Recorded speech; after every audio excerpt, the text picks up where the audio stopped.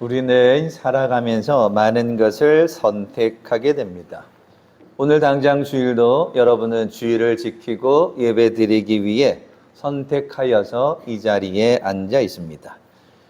이처럼 우리의 삶은 무엇인가 선택해야 하고 결정해야 하고 그것에 따른 결과가 주어집니다. 결정하는 것에 따라서 삶이 달라지기도 합니다. 쉽게 결정할 수 있는 것들이 있는가 하면 그렇지 못합니다. 결정장애라고 해서 무엇인가 선택하고 결정해야 되는데 어떻게 해야 될지 모르는 경우도 많습니다. 어떤 이는 결정하지 않은 것도 그 사람이 결정한 거다라고 말하기도 합니다. 그러나 결정하지 않았다 할지라도 그건 선택이었고 그 결과는 따르는 일에 책임을 지기도 해야 합니다. 이처럼 무엇인가 결정하려면 기준이 있어야 하고 원칙이 있습니다. 선택함에 따라 결과가 주어집니다. 그 결과에 만족하려면 어떤 기준이 있고 어떤 원칙이 있어야 합니다.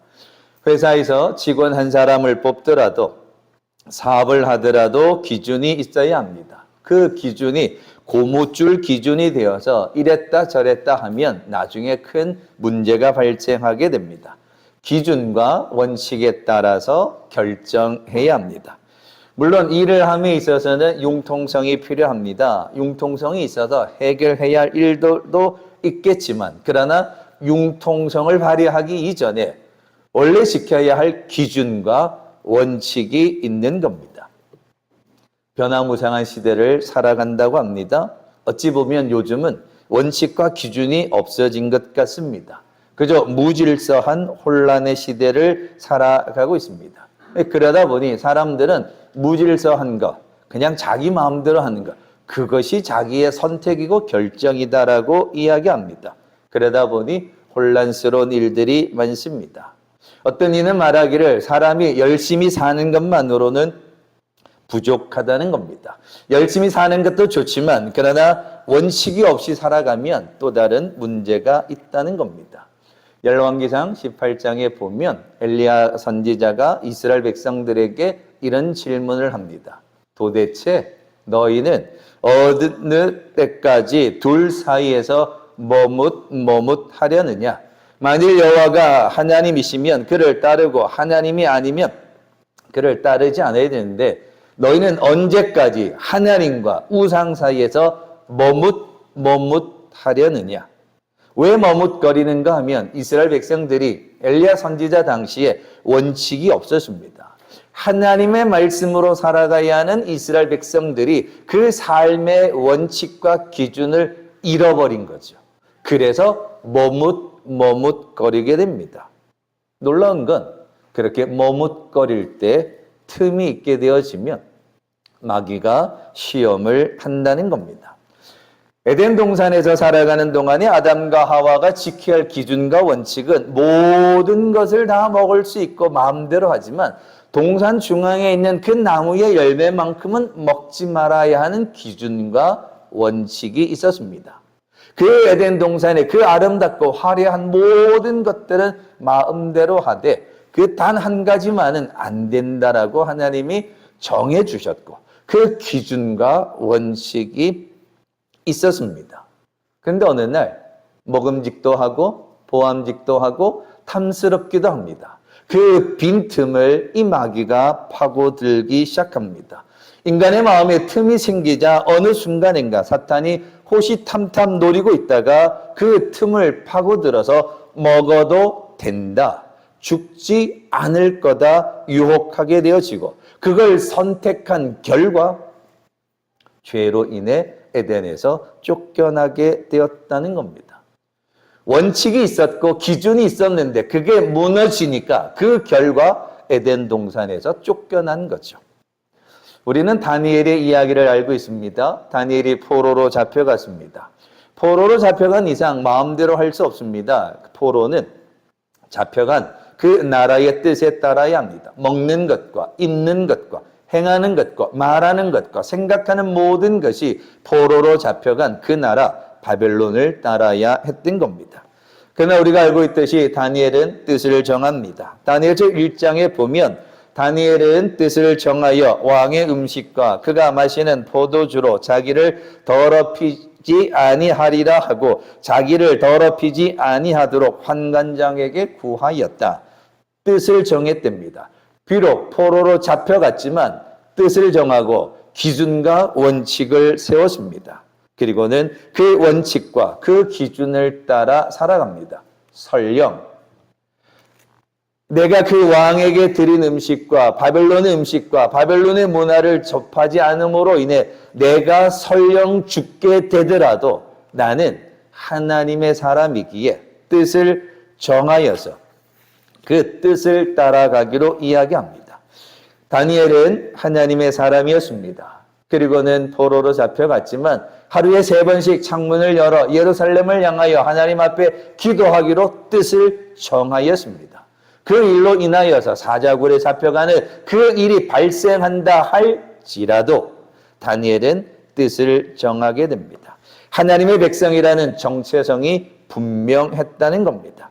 하나님의 백성이라는 정체성이 정하여졌기에 그는 그 바벨론의 음식과 문화로 인해 넘어지지 않았던 겁니다. 여호수아가 이스라엘 백성들에게 여호수아서 마지막에 가면 이런 이야기를 합니다. 이제 광야도 지나왔고 지파별로 땅도 분배했고 큰 사역들이 다 끝이 났습니다. 세월이 지나면서 가나안 땅에 살고 있는 이스라엘 백성들이 초심이 흔들리기 시작합니다. 광야를 지나오면서 또 가나안 땅을 점령하고 여리고성을 무너뜨리면서 여호와의 말씀을 붙잡고 살아갔던 이스라엘 백성들이 이제 어느 정도 땅도 분배가 되고 지파별로 정착해서 살아가면서 흔들리기 시작합니다. 하나님을 향한 믿음이 흔들리죠. 그럴 때 여호수아가 이렇게 이야기합니다. 만일 여호와를 섬기는 것이 너희에게 좋지 않게 보이거든 너희 조상들이 강 저쪽에서 섬기던 신들이든지 또는 너희가 거주하는 땅에 있는 아모리 족속의 신들이든지 너희가 섬길 자를 오늘 택하라. 오직 나와 내 집은 여호와를 섬기겠다. 너희는 너희가 알아서 택하라. 그 결정에 따라가라. 그러나 오직 나와 내 집은 여호와를 섬기겠다. 삶의 원칙이 분명했다는 겁니다. 룻기서에 보면 나오미와 룻의 이야기가 나옵니다. 남편도 죽고 두 아들도 죽었습니다. 그래서 두 며느리에게 집으로 돌아가라, 친정으로 돌아가라고 이야기합니다. 친정으로 돌아가는 이야기를 들은 룻이 시어머니 나오미에게 무슨 이야기를 합니까? 내게 어머니를 떠나며 어머니를 따르지 말고 돌아가라 강권하지 마옵소서. 어머니가 가는 곳에 나도 가고 어머니가 머무는 곳에 나도 머물겠습니다. 어머니의 백성이 내 백성이 되고 어머니의 하나님이 나의 하나님이 되실 겁니다. 어머니께도 죽으시는 곳에서 나도 죽고 묻힐 것이요. 만일 내가 죽는 일 외에 어머니를 떠나면 여호와께서 내게 벌을 내리시고 더 내리시기를 원하나이다. 룻은 이방인이었습니다. 그런데 그가 남편도 죽었습니다. 친정으로 돌아가라 하는데도 그는 뜻을 정합니다. 어머니의 하나님이 나의 하나님이라는 겁니다. 원래 우상을 섬기던 여인이었습니다. 이방인이었습니다. 그런데 시집 와서 하나님을 믿게 되어지고 하나님을 만나게 되어지고 뜻을 정하였습니다. 이방인이었음에도 불구하고 삶의 기준과 원칙을 정하기를 어머니의 하나님이 나의 하나님이 될 것입니다. 그 하나님이 내게 축복하실 겁니다. 내가 어머니를 떠나면 하나님이 내게 더 큰 심판을 하실 겁니다. 나를 떠나가지 말라 하십시오. 나는 어머니를 따라 하나님을 섬길 겁니다. 뜻을 정하고 그 기준을 따라 예루살렘으로 돌아옵니다. 그랬더니 결국 그 결과가 어떻게 됩니까? 그 여인은 룻은 이방인이었음에도 불구하고 예수님의 족보에 등장하는 여인이 되게 됩니다. 결국 이방인의 이런 믿음의 기준이 그 후손 중에 다윗이 있고 그 후손 중에 예수가 있더라라는 겁니다. 요한 웨슬레 목사님의 신앙의 원칙은 이러했다고 합니다. 하루의 시작은 성경으로 시작하고 하루의 마감은 일기로 끝을 내는 것이 이 목사님의 신앙의 생활 원칙이었다고 합니다. 하루의 시작이 하나님의 말씀이었고 하루의 마지막은 일기를 통하여서 하루의 삶 속에 감사를 찾았고 회개를 찾았다는 겁니다. 그러니까 이런 삶의 원칙을 평생을 지켰더니 그가 감리교를 창설하게 되어지고 영국을 변화시키는 위대한 사람이 되었다라는 겁니다. 삶의 원칙이 분명해야 믿음의 삶에서 승리할 수 있습니다. 다니엘은 하나님의 사람이라는 정체성이 분명하였습니다. 그래서 이방인이 먹는 것을 먹지 않겠다. 그것으로 인하여 굶어 죽는 한이 있어도 기도하는 일로 사자굴 속에 들어가 사자의 밥이 된다 할지라도 뜻을 정하기를 하나님의 말씀대로 살아가겠다 정합니다. 그 결과 그는 이방인의 나라의 총리까지 되게 됩니다. 오늘 이 아침 예배 드리는 여러분, 우리가 세상을 살아가면서 가져야 할 신앙의 기준과 원칙이 있어야 합니다. 여러분의 삶의 기준과 원칙은 무엇입니까? 창세기 12장에 보면 아브라함과 이야기가 나오게 됩니다. 아브라함이 조카 롯과 해결하게 되죠. 그 가운데 이제 하나님의 말씀에 따라 아브라함이 고향을 떠납니다.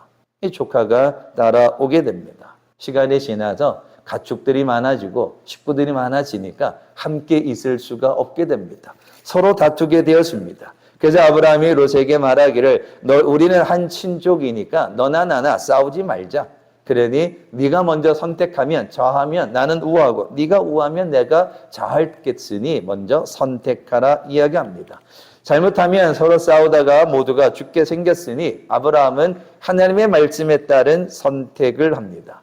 고향을 떠나온 것도 하나님의 뜻 가운데, 땅을 선택하는 것도 하나님의 뜻 가운데 선택합니다. 그런데 이 조카 롯은 달랐습니다. 창세기 13장에 이르기를 롯이 눈을 들어 요단 지역을 바라본 적 소알까지 온 땅에 물이 넉넉하니 여호와께서 소돔과 고모라를 멸하시기 전이었으므로 여호와의 동산 같고 애굽 땅과 같았더라.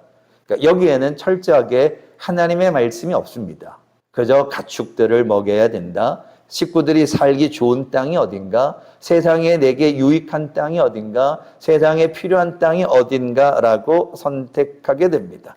자신의 생각과 욕심으로 행동합니다. 아브라함이 하나님을 따라갈 때, 아브라함이 말씀을 따라갈 때, 이 조카도 하나님의 말씀을 따라갔으면 참 좋았을 텐데, 아브라함은 하나님의 말씀을 따라갔지만 이 롯은 자기의 욕심을 따라 선택하게 됩니다. 그 결과는 어떻게 됩니까?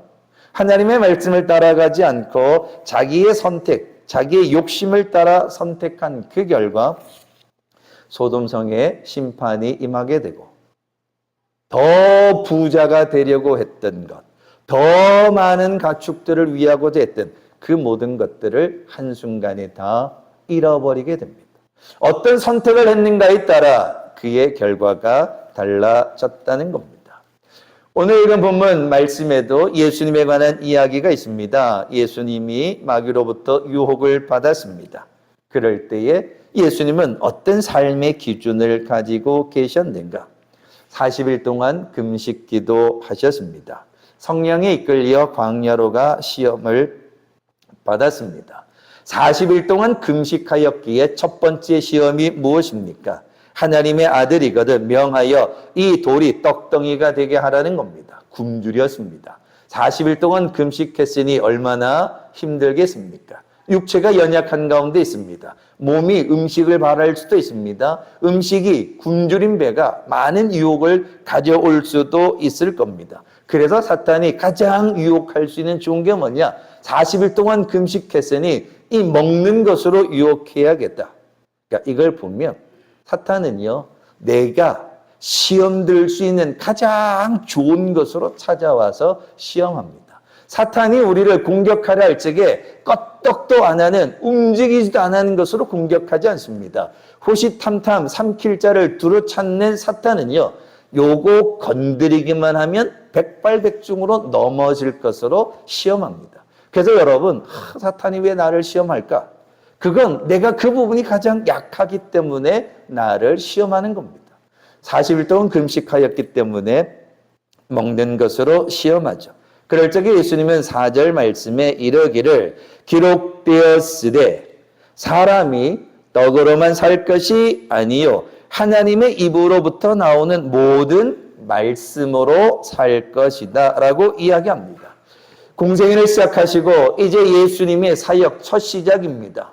공생애를 시작하면서 예수님의 삶의 원칙, 예수님의 기준, 예수님의 공생애, 구원의 기준이 뭔가?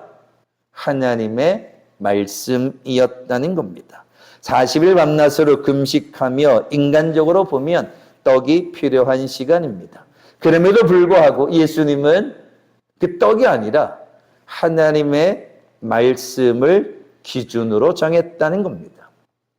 그런데 오늘 우리가 똑같은 상황이 되면 좀 달라질 수 있을 겁니다. 우리가 삶의 원칙, 신앙의 기준을 정해놓지 않으면 내가 어떻게 신앙생활을 해야겠다, 내가 어떤 믿음의 삶을 살아가야겠다, 마음의 뜻을 정해놓지 않으면 40일 동안 굶주렸는데 이해하실 거야. 내가 지금 배고파 죽겠는데 내 형편이 이런데 내 사정이 이런데 내가 지금 이 어려움에 있는데 내 형편 아시고 내 사정 아시니까 다 눈 감아 주실 거야. 모른 척 하실 거야. 내 형편 이러니까 하나님이 눈 감아 주시고 모른 척 지나가실 거야. 라고 우리는 그 상황을 넘어가려 할 때가 많다는 겁니다. 그러나 중요한 사실은 예수님은 이미 하나님의 말씀의 기준이 있었기에 그렇지 내가 40일 동안 금식했으니까 배가 고픈 게 맞아. 이 돌이 떡덩이가 되게 하는가? 이거 문제도 아니야. 가만히 있어 봐봐. 내가 돌이 떡이 되라고 명할 테니까 기다려봐. 이래서 넘어가 버렸다면 예수님조차도 사탄의 종이 될 수밖에 없었을 겁니다. 세상의 기준은 어떻습니까? 떡이 기준입니다. 떡은 물질을 이야기할 수 있습니다. 세상의 기준은 돈이 기준일 수 있습니다. 돈이 있어야 살아가는 건 맞죠. 그런데 그 돈을 쓰는 사람이 누굽니까? 사람입니다. 여러분, 어떤 이가 말합니다. 돈 많이 벌겠다고 작정하기 전에 내가 돈을 어떻게 쓰겠다고 기준을 정하셔야 돈을 벌 수 있답니다. 그래야 돈 때문에 망하지 않는답니다. 근데 사람들이 돈을 많이 벌어놓고 그럼 이걸 어떻게 쓸까라고 생각하니까 그때부터 시험 들려서 다 잃어버린답니다. 근데 기준을 먼저 정해야 한다는 겁니다. 예수께서는 공생애를 시작하면서 하나님의 말씀이 예수님의 삶의 기준으로 정했습니다. 그래서 사탄이 시험하고 뭐라고 말해도 하나님을 시험하지 말아라. 하나님께 예배하고 하나님을 섬기는 것이 기준이다라고 이야기합니다. 예수님은 하나님의 말씀이 기준이었습니다. 삶의 원칙이었습니다. 그러므로 인해 예수님의 공생애는 악한 영을 이길 수 있는 공생애가 될 수 있었던 겁니다. 오늘 아침 예배 드리는 여러분은 어떤 삶의 기준, 신앙의 기준을 가지고 계십니까? 신앙생활 하시면서 어떤 기준을 두고 신앙생활하고 계십니까? 예수님은 오늘 읽은 본문에서도 계속하는 이 사탄의 시험에 10절에서도 자신을 시험하는 마귀에게 사탄아 물러가라 기록되었으되 주 너희 하나님께 경배하고 다만 그를 섬기라 하였다. 그러니까 하나님을 섬기는 것이 기준이고 원칙이다. 그러니 그거 아닌 거는 다 물러가라. 예수님은 말씀하셨습니다. 이제 말씀을 맺으려 합니다. 하나님의 사람은 신앙의 원칙이 있어야 합니다. 그냥 교회 오셨다가 교회 가는 게 원칙은 아니고요. 그러니까 그런 원칙을 말하는 건 그건 당연한 거고요. 그 원칙이 뭐냐면 교회 오셔서 예배 드리고 말씀을 듣고 기도하고 갑니다. 그런데 세상 가운데서 빛이 되고 소금이 되려면 세상을 변화시키려면 그 기준이 있어야 하고 원칙이 있어야 합니다. 근데 그게 뭐냐? 오늘 예수님이 말씀하셨죠. 떡이 아니라는 겁니다.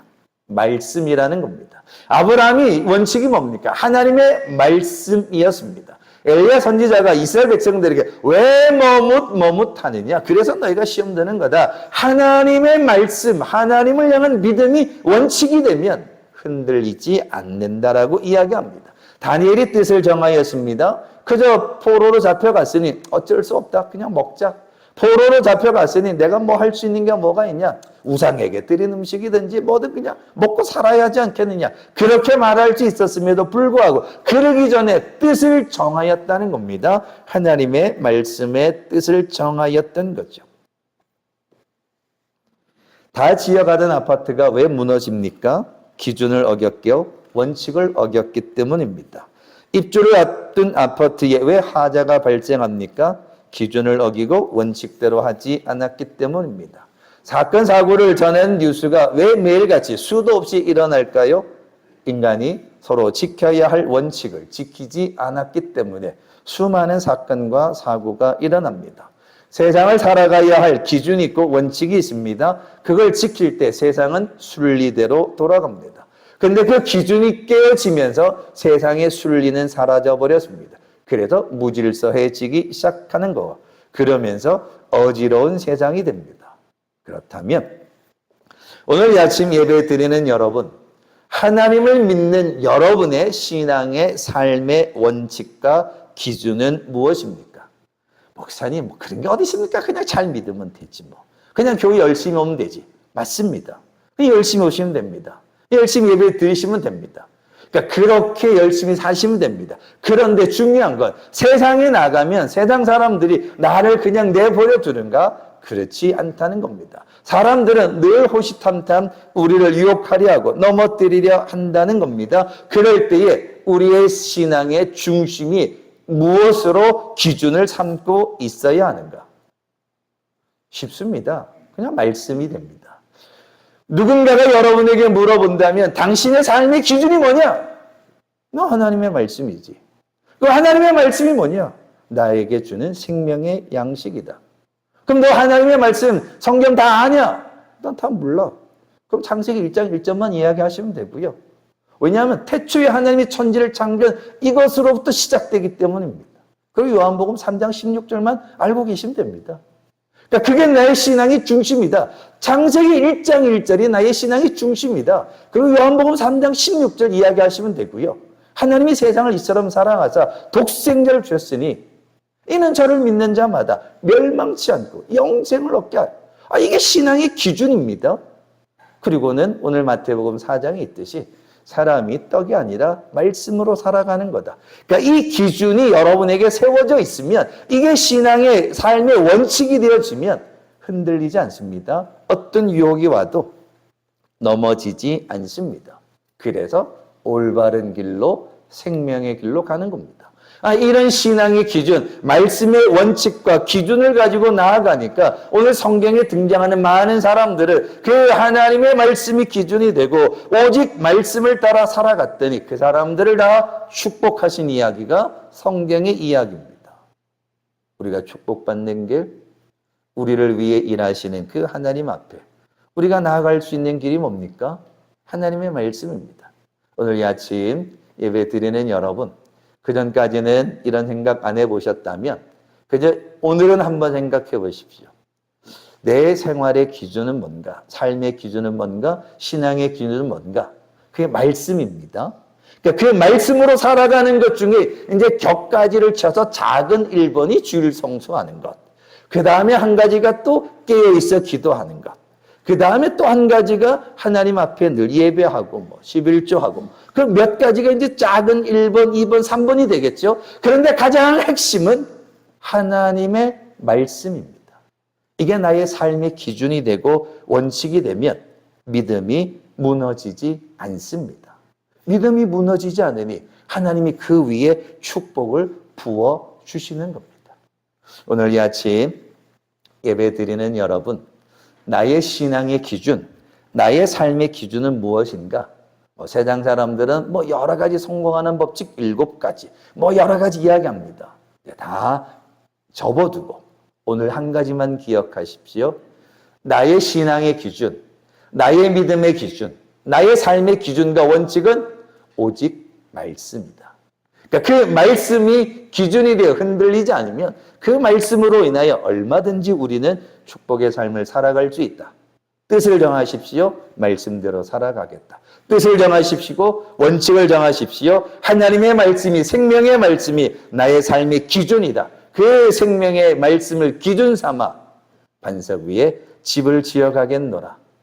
그래서 여러분 모두가 다 말씀으로 인하여서 날마다 하나님이 주시는 축복의 삶을 살아가는 삶의 기준과 원칙이 하나님이 주시는 생명의 말씀되는 모든 성도들 되시길 주님의 이름으로 축원합니다.